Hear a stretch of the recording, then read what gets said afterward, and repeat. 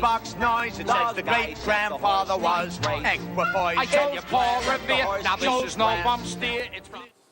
Hello racing fans, and welcome to another edition of Handicappers Corner, brought to you by the Derby Bar and Grill. I'm Mike Heads, and along with Drew Forster, we're going to go through the Sunday, June the 2nd races at Hastings. We do have 8 on tap on the Sunday program. Good card they put together for the Sunday. It should be a good day out at Hastings, and yeah, I really like the card today. Some competitive fields.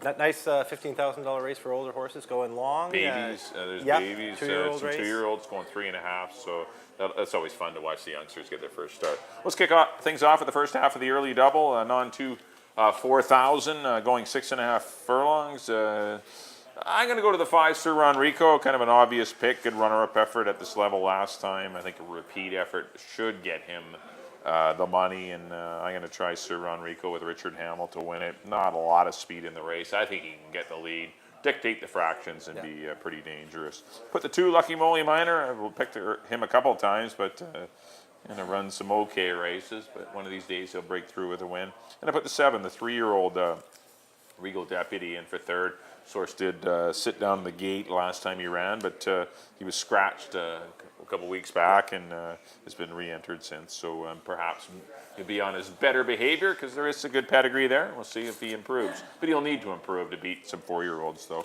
I like the 5. I went 5-2-7. I got the same horses. I got Sir Ronrico on top, as you mentioned. He looks pretty tough in here. Got beat by a very tough Chapel Boy last time. Yeah, that was good. I don't see anybody like Chapel Boy in here. I got the 7 Regal Deputy in second. Instead of you had him in third, I put him in the second spot out of the Troy Taylor barn. And in third, Lucky Molly Minor, a horse that's a hard-knocking kind of horse at this level. Ran some kind of disappointing races as one of the favorites in the race. Yeah. Hasn't broke through yet, but definitely one you can't dismiss. I got 5, 7, and 2. On to the second, the 2-year-old race Mike was just talking about. Very interesting race, some well-bred horses in here. This is a competitive field. I went to the 1, Why Is the Rum Gone? He got stopped a few times last time, was on the rail, which he draws the rail again, which I'm not crazy about. But I don't think you can overestimate the importance of a horse in this kind of field that has the start. I think that could be the difference maker. In the second spot, I went to, out of the Canmore barn, Trace McCarthy, number 2, Ole's Miss, named after owner-breeder Ole Nielsen, another good friend of the Derby. Yes, he is. I know they really like this filly. They think she can run. Officers are generally quite fast. She has a huge number, 409 for the distance. Enrique Gonzalez takes the call. And in the third spot, I put the 8, Sky-tastic, one of the sales toppers at the sale here last year. I can't remember if it was the sales topper or the second. No, second. Yeah. Anytime you're getting over 100,000 at the BC sale. That's pretty darn good. There's a couple that went over for game, yes, that's game. And the Felichel is obviously great supporters of horse racing here in BC. And they bought this one for over $100,000. Works look good. Richard Hamill takes the call. I got Sky-tastic in third. I went 1, 2, and 8. Yeah, I've gone to the big pricey yearling. The 8, Sky-tastic, excellent works. Excellent family, full to Notice Otis. Some runners that's why this horse went for a pile of money. Anytime you're giving over $110,000 for a horse, obviously there was two or three owners that wanted it, and some high-profile people were going after this horse. But Nick and Pauline won out, and they won out on the sales topper, the half to sale Taylor said as well. But if they win, they deserve it. I mean, they paid a lot of money for this horse, and you're trying to get the best horses, in the 2-year-old division, and judging by the works, they may have the best colt or filly, pardon me. In the second spot, I put the 1, Why Is the Rum Gone? Missed the start from the rail last time, as you mentioned, has the benefit of a race, and so many times, the second time out, they break a lot better, and I think Why Is the Rum Gone could be dangerous. And I put the 7 horse, Dr. Sport, named after our good buddy Greg Douglas. Yes, absolutely. This horse is certainly bred to be quick as well, and there's some nice works for the Craig McPherson barn. Interesting to see Greg Tracy's runner in here with Rico Walcott up. Some spectacular works as well. So a lot of talented youngsters I think we have in the second race. So, but I went 8, 1, and 7, but a good race. Take a look at them in the paddock as always. That'll help you out to see who's perhaps going to win the money. On to the third race, $10,000 3-year-old fillies going 6.5. I ended up on the 1, Little Miss Bean. Filly that tackled older horses last time in a tough non-2, non-3, 17-5 claimer, and I think going to get a good pace to run at. I think the 3 Girls Gotta Live And the 4 Cassidy Storm are going to go. Even a couple of the outside horses may show some speed. So I think Little Miss Bean should get a pretty good trip. Ryan Pacheco had his choice of the 2 tack-in-away runners, and he ends up on Little Miss Bean. So I'm going to land there as well. I put the 4 Cassidy Storm in for second. This horse was scratched last week. There was quite a gate episode with Tecolote and Cassidy Storm, and they ended up having to scratch both of them, but this horse obviously came back fine and is back in. But this horse's best race will win the money. And I put the 5 horse Haida Gwaii in for third. This horse broke his maiden for maiden 25. Tackled tougher company and didn't fare well, but is aggressively spotted down here for 10 against straight 3-year-olds. So I put her in for third. I went 1, 4, and 5, but a race I really didn't get a good feel for. I landed on the 6, always red on Sunday at the Craig McPherson barn, a horse that ran against Pineapple a couple times. Kind of made a premature move last time and, you know, loomed right up there and then kind of just hung late. And, you know, I think with a better time ride, she could get right there. I don't think Miss McPherson was overly impressed with the ride because he has gone to Richard Hamill here. Hamill obviously having a very strong meet again, as he always does here at Hastings. With a well-timed move, I could see always right on Sunday winning this one. The second spot, I put the 5 Haida Gwaii in here. Beat Quit Your Whining, ran down Quit Your Whining, an impressive race, that first start of her life. And Quit Your Whining came back and won by... Very easily. Yeah, very easily, back by about 7 or 8 lengths. And as Mike mentioned, then she went up and tackled a pretty tough race in Tempered Steel and Hollywood Miss and those kind of horses. Obviously nothing like that in here for 10,000. There is a fair bit of speed signed on, so I could see her making a nice move, running up late and maybe getting it all. I have her in second spot. And the third spot, a horse you mentioned as well, Cassidy Storm of the Dave Stahl barn. Just got beat a half length by Pineapple last time. Pineapple is kind of the boss in this kind of field. Right. For good reason. She's won a couple at this level and only got beat a half length, so she's live in here too. I got 6, 5, and 4. On to the fourth, Fillies and Mares, 4,000, non-2. And I've gone to the 7, Century Union out of the Troy Taylor barn. I thought she was unlucky not to win last time. Just didn't kind of seem to quite get there. She was like looking like she was running a winning race and just couldn't seem to get by remembering when. I think if she runs that race back, she's going to be a handful in here. In the second spot, I put the 3 Script This, another one that was in that race and just lost the lead late, but ran a game race. Opened up a little on the backside and just got run down, but was fighting the whole time. She's a pretty tough little filly. And in the third spot, I put Market Time out of the Robbie Anderson barn. 6 runner-up efforts out of 10 starts.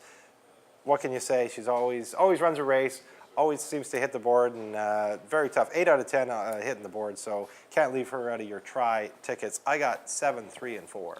Yeah, I have the same. I have this. I like the 7 Century Union. I think this horse will run well. Just unlucky to hook into a horse that made the similar drop from 17.5 in for 4, and I was remembering when, and that was the only horse that beat her that day. And you know, a positive rider change back there in Grider. I mean, there's a lot of good things to like about Century Union. Doubtful you're going to get a big price on her, but still a good race last time, and I think she's sitting on a win. I put the 5 horse Spirit Wandering in for second. This horse beat a horse I really like in Princess Sparkle first time out and did it quite comfortably.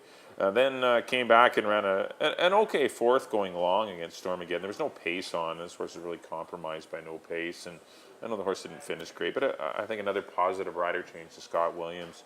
And it could be some speed in here, especially with Script This setting the pace. And Spirit Wandering, I think this horse could get into the exotics at a pretty good price. And I do agree with your Script This staying on for third. She did show some grit last time and hung in tough for the show spot, despite never being challenged. She just runs fast fractions and goes as fast as she can. But at least she rated a little bit and was still there in mid-stretch and before he's succumbing. But I like 7, 5, and 3. I definitely think Century Union is your horse. On to the fifth race, 5,000 claimers, pardon me, going 6.5 furlongs. A tough little dash. I've gone to the 2 Hockley on the big class drop, though. Looks like there's some speed in here with the 3 Notice Sal, the 5 Congratsky, the 6 a Fleet Mac. There should be a lively pace, and I think the 2 Hockley, who I'm not surprised with the connections. They're aggressively spotting some of these mid-level horses to win races. They bought another package of horses. They don't need to keep certain horses that are just going to run second, third, and fourth in certain categories. So if they're not winning, They go down, and Hockley's gone down, but I think he'll get a good pace to run at and win the money. I put the 6 horse, the Fleet Mac, in for second. He's a pretty nice horse that just got caught up in a pretty fast pace, and he's kind of rounding into form. I think this horse will give another good account of himself. And then put the 4 Munster in the Closet, who comes running on to complete things quite often. And if there's a lot of speed and a good trip, he may even win the money. But I went 2, 6, and 4. I agree on the 2. Hockley just looks too tough in here. Dino thought enough of him first out. He ran him against Pop Artist, his stablemate, for 25, then for 10. Now he drops right down to 5 numbers of the year. He's a handful in here. The second spot I put Ice Rules. Another one just ran second in this exact condition to a very tough arc hill that day. Ice Rules is a very useful horse. Yep. Likes to put together wins. Tough little runner. I think he can make some noise in here. And in third spot, Monster in the Closet, as you mentioned. He'll be rolling late. He's already won the $4,000 condition, came back in the 5 in that same arc hill race. And with a fair bit of pace on, he'll be running late. He always does. He always runs his race. He'll be running late. If he can get up in time, there you go. I got 2, 7, and 4. On to the 6, claiming 15,000, 3-year-olds up. This is a good race. I've gone to the 5, Tommy Danziger. Ran him short. He's not a sprinter. He ran short in the 25 early on this year, so he has a race under his belt. Yeah. Now he finds a perfect spot for him, 15,000, going long. At this level last year, the $15,000, $20,000 level, he was extremely tough. I expect him to be tough again this year. The second spot, I put a Lasting Peace. He's a speed horse. He's generally been on the lead and getting things his own way, but he's back in a week too. But 44 and change, and still ran away from a very tough field of $15,000 claimers last year. Way better than I ever thought he was. Yeah, he is too. Like, I left him out last week. I didn't have him in at all. So I'm not going to try not make that mistake again. He's as honest as they come. I got a Lasting Peace in for second. And the third spot, I go outside to the 10 to Goldfire, horse that if there is enough pace, which I think there is some pace in here, he'll be running on late, and I can see him. Only got beat 3 lengths by Stormy Canuck and Gamby in that tough, the 25 sprinting. Sprinting's not his gig. He found the 15 long. It's a nice spot for him, and he'll be running late. I can see him getting up and making some noise in here too. I got 5, 4, and 10. Yeah, I've got the 5. I agree. Tommy Danziger is definitely the best horse in the race. He may get compromised by a hot pace, and we'll see, because he just has the 1 sprint under his belt. But I'm sure he's ready to go. But if he can kind of just sit comfortably off of a Lasting Peace and run on, that'll be the question. Because usually he's running and gunning and got a 2-length lead, and then he really gets brave. But he's a cool horse too. And I put the 10 horse Goldfire in for second, even though he's not really another Hastings horse. He's only 1 for 9 at Hastings. He has no seconds, no thirds, just the 1 maiden win at Hastings. He hasn't been really a good bull ring horse, but he might get at this level. He's going to get a good pace. There's no doubt. Yeah. They're going 46. He's going to have They're going 46 to the first half. I'd be shocked if they don't go 46 and change. But and if he can, somehow work out a trip from the 10, well, I guess he could be dangerous. And if the 1 horse, Call Me Later, who's another cool horse, he's got some back class to him. He was pretty game in losing to France's Finest last time, and he deserves respect as well. I went 5, 10, and 1. I think those are your 3 horses in the 6. So on to the 7th race, 17-5, non-2, non-3. Got some sprinters here. So Colts and Geldings, got 9 of them signed on. I went to the 3, Joint Choice, goes in blinkers. I guess he got beat last time, but perhaps the blinkers will be the key that gets him over and makes a length or 2 difference. Yeah, he got caught late, so... yeah, perhaps the blinkers will keep him more focused, and maybe that equipment adjustment will be the one thing that gets him over the hump. I put the 8 horse Title Nobility in for second. He's a horse that's been running down in Phoenix on the grass, but he is getting some class relief in a non-2, non-3, 17-5. He should get a pretty good pace. There's a lot of speed in here. You got Royal Victory. You got the 5 Timeless Storm. 6, Where's Henry? That horse is fast. Yeah. And the 7 Double Minor. So something's got to come from off the pace in here, you'd think. It's an ideal situation for any one-run closer, and maybe Title Nobility is that one. Or the 1 Game 7, who encountered some trouble from the 10 hole last time. Didn't get the cleanest of runs at all. That was his first run in a while, so give him another chance with last year's leading rider, Amadeo Perez. But I went 3, 8, and 1. Joint Choice. No, I think you need all 3 of them. I actually would go 4 or 5 deep in here. No standout here in the 7. I agree with you. I like Joint Choice too, but he just keeps seeming to run second, so I have him in second. I put Where's Henry on the lead. An A nice claim by Jim Brown. He's got the back class. This is a horse that was competitive in maiden special weights in California. Wasn't sure what to expect last time. He'd been off now. He shows up at Hastings Park for 5 and absolutely demolished the field. There wasn't a whole lot in there, but he did it impressively and in a good time in 17-1. So I know there's other speed in here, but I don't know if he absolutely has to have the lead. He's quick, but he's got the back class. I can't ignore him this time. I got Where's Henry on top. I put Joint Choice in second, as you mentioned. Grider sticks with Craig McPherson. Blinkers go on. Maybe that makes a difference. He's ran 2 bang-up races so far, 2 that he was kind of unlucky to lose. You can't ignore him. And in third spot, I put Simon Templar. Horse only got beat a length and 3/4 in that last 17-5. They ran an allowance race first out. He dropped in. This is his level. He fits in tidy in here. Enrique Gonzalez sticks on the horse from Mike Anderson. I got 6, 3, and 9. On to the 8th, the nightcap on Sunday, last race of the weekend. And I've gone way to the outside to the 10. What a Sense of Humor. Well-bred son of Distorted Humor that was formerly in the Dino Condolinos barn. Got beat a nose for maiden 10 last year. Then he dropped him to maiden 5. Heavy chalk that day. Something went wrong. Dino obviously sold the horse to Pat Jarvis, who does a very good job, very underrated trainer. And she's taken her time with him over the year. I like the work tab, the 15-2, the 6 furlongs 15-2 is a nice work for around here. Nice work for this kind. And it wouldn't surprise me to see What a Sense of Humor get the money in the last. In the second spot, I put Stormin' Candy, a well-bred horse out of the Troy Taylor barn. Surprising, bought him for $32,000. He shows up here for 5, so they're not overly high on him. But it should be enough. There should be enough talent there that he can beat this field. And looking for a third horse, I was a little perplexed, as not sure what to do. I ended up going to Nullabar, the 2 horse out of the Cindy Krasner barn, well-bred, son of Gilded Time out of the Canyon Farms. Canyon Farms, obviously winners of last year's Queen's Plate with the horse they bred. And Straighted over, yeah. He gets in very light with Alex Marti at 109, and the work tab looks okay, and yeah, he's well bred, and they turn out nice horses, so show ups for maiden 5. There might be enough in the tank to get a little piece of this. I have 10, 1, and 2. I cannot argue with anything you've said. I have no idea who's going to win this. This is an absolute This is a dartboard race, yes. This is a mess. This is like... The dartboard. You need to really... get down to the paddock, have a look at things. This is what the all button's for. Yes, this is a race that I've gone to the 1, Stormin' Candy, just because Troy Taylor, nothing more. Yeah, and the there's connections. I know nothing about the horse. There's a couple of works there that are all right. But there's a reason this horse is in for $5,000.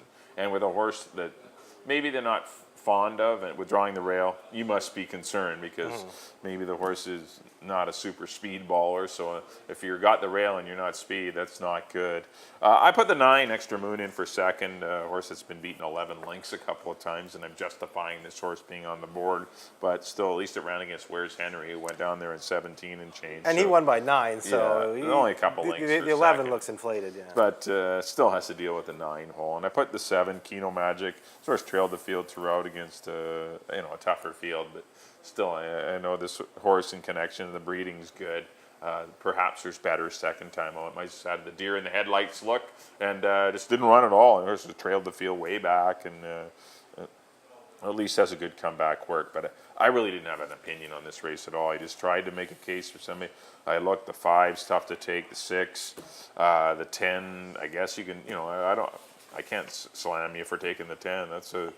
He has the 10 hole, but I mean, there's at least the horse can work. There's some decent works. Yeah. It's just a tough race to handicap, and I think maybe further your opinion when you see them in the paddock. But tough one. I went 1, 9, and 7 to close it out for the Sunday program. Next up on screen will be my picks for the entire day.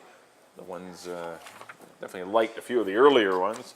In the first race, number 1, and the first race I went to the 5, Sir Enrico, 5, 2, and 7. Race number 2, the 8, Skytastic, expensive yearling purchase, 8, 1, and 7. The third race, number 1, Little Miss Bean, 1, 4, 5. Fourth race, number 7, Century Union, kind of a logical pick, 7, 5, and 3. The fifth race, number 2, on the class drop, Hockley, 2, 6, and 4. And the sixth race, another class dropper, number 5, Tommy Danziger, former Canadian Derby winner, a real nice horse with a lot of earnings, 5, 10, and 1. 7th race with the blinkers on. I'm going to hope Joint Choice gets the job done. 3, 8, and 1. And in the 9th and final, number 1, Storm and Candy, 1, 9, and 7. But I'll remind you, hit the all button if That's you can. what the all button's for. And on to my picks. In the first race, I agree with Mike on number 5, Sir Ronrico, over the 7 and the 2. In the second, I went to the 1, Why Is the Rum Gone, over the 2 and the 8. In the third, I went to the 6, Always Red on Sunday, over the 5 and the 4. In the fourth, I'm with Mike on number 7, Century Union, over the 3 and the 4. In the fifth, again, I'm with Mike on number 2, Hockley. I think Hockley's just the class drop is too much for the rest of them. 2, 7, 4. In the sixth, again, I'm with Mike on number 5, Tommy Danziger, over the 4 and the 10. In the seventh, I went to the very impressive maiden breaker, Where's Henry, the 6 over the 3 and the 9. And in the nightcap, me and Mike don't have one of the same horses in here. It's tough. It's not even. Wide open. I went to the outside of the 10. Pat Jarvis is charging here. Number 10, What a Sense of Humor, over the 1 and the 2. You're going to need a sense of humor in the last race. Well, that'll do it for our Sunday selections on for January June the 2nd. We're not in January yet, but don't forget racing resumes next Friday, June the 7th. That's right. Yeah, 7th, 8th, 9th, Friday card. first Friday card. We do a Friday, Saturday, and Sunday races next week. So plan accordingly. So it should be a lot of fun. We're trying to get 7 races on the Friday, 7 on Saturday, and then the 8 races for always the best Sunday card. And don't forget, next Saturday is Belmont Stakes Day. Lots of graded stakes action, and a lot signed on for the Belmont. It looks like it could be like 13, 14, 15 horses in the Belmont Stakes. That is usually awesome. there's 5, I 8. know. Usually it's not a 7 horses great or something race, like that. but 15 horses or 14 horses going a mile and a half. That's going to be exciting. that will be fun. So definitely try and be part of Belmont Stakes Day. That is the next Saturday, June the 8th. And if you can't make it to the track down here, the Derby Barn Grill will be happy to have you here. So on behalf of Drew, thanks for joining us here on Handicappers Corner. We'll see you next week. Now Joe's no bum steer, it's from a handicapper that's real sincere. I'm taking Valentine, cause on the morning line, the guys